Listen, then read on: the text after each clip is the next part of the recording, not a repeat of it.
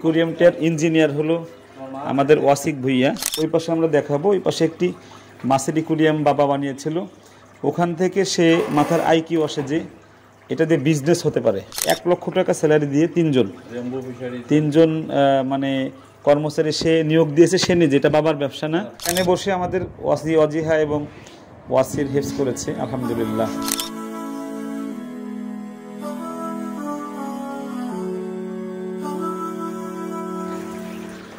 হ্যাঁ প্রিয় দর্শক, এই যে অ্যাকুয়ারিয়ামটা দেখছি, অ্যাকুয়ারিয়ামটার ইঞ্জিনিয়ার হলো আমাদের ওয়াসিক ভুইয়া। ওইখানে 1 কোটি টাকার, এখান থেকে ওই পাশে আমরা দেখাবো, ওই পাশে একটি মাছের অ্যাকুয়ারিয়াম বাবা বানিয়েছিল। ওখান থেকে সে মাথার আইকিউ আসে যে এটা দিয়ে বিজনেস হতে পারে।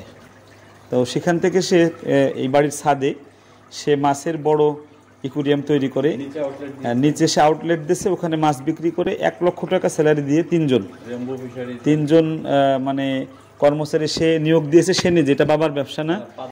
5 জন কর্মচারী নিয়োগ দিয়েছে 1 লক্ষ টাকা দিয়ে। সেখানে 1 কোটি টাকার মাছ আছে।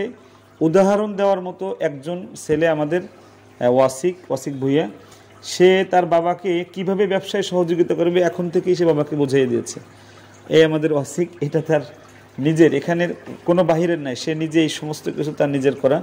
আমরা এই বাড়িটা দেখছি, এই বাড়ির সন্তান আমাদের ওয়াসির এবং ওয়াজিহা, তারা হাফেজ হয়েছে। আসেন আমরা এই একটা বেডরুমে আসলাম। এই বেডরুমটায় কে থাকে?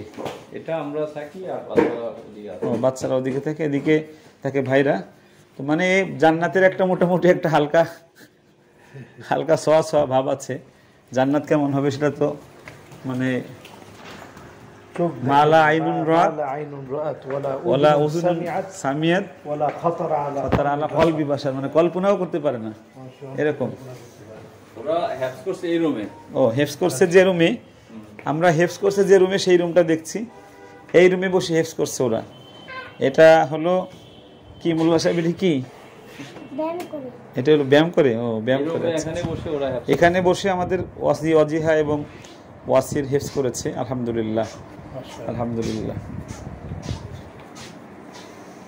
আসো ওইদিকে যাই।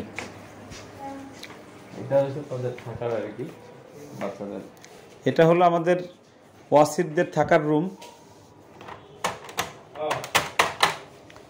এটা ওয়াসিরদের থাকার রুম। এটা মাশাআল্লাহ আমাদের মানে মোটামুটি ভালো লাগছে অনেক। এরকম পরিবেশে থেকে হাফেজে কোরআন হচ্ছে। আল্লাহ আমাদের সন্তানগুলোকে কবুল করুক, আমিন আমিন। এটা ডাইনিং রুম, ডাইনিং স্পেস। এখানে কি মানে ব্রেকফাস্ট করার রুম। এর পাশে আরেকটা পড়ার রুম আছে ওয়াসিকের, না? ওয়াসিক সবাই এখানে টিচারের কাছে পড়ে আর কি। এটা হলো ওয়াসিকদের, এটা হলো ইংলিশ পড়া। জি। এটা কার খাতা?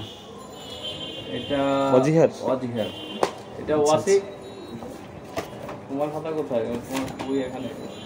আচ্ছা, মোটামুটি বাড়ির একটি আমরা পাইলাম। আমরা মূলত হলো দেখাতে চেয়েছি সেটা হলো যে এরকম আলিশান পরিবেশে থেকেও আল্লাহর কোরআনকে মুখস্থ করা যায়, শুধু মন থেকে চাইতে হবে। আল্লাহ তৌফিক দান করুন।